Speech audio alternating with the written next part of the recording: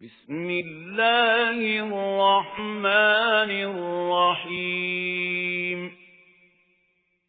والعاديات ضبحا فالموريات قدحا فالمغيرات صبحا فأثرن به نقعا فوسطن به جمعا إن الإنسان لربه لكنود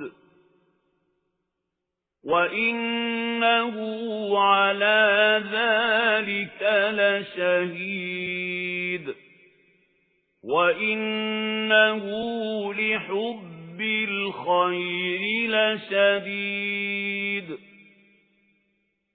أفلا يعلم إذا بعثر ما في القبور وحصل ما في الصدور إن ربهم بهم يومئذ لخبير. அத்தியாயம் அல்-ஆதியாத் மக்காவில் அருளப்பட்டது. வசனங்கள் 11.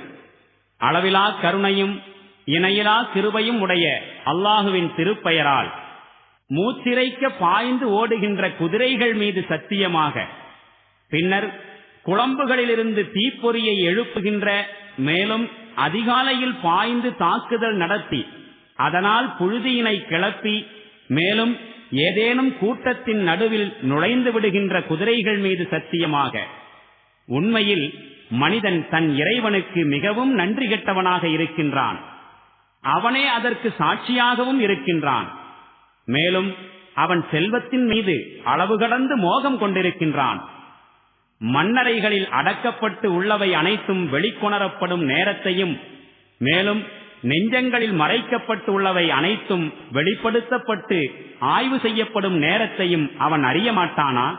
சின்னமாக அந்நாளில் அவர்களின் இறைவன் அவர்களைப் பற்றி நன்கறிந்தவனாக இருப்பான்.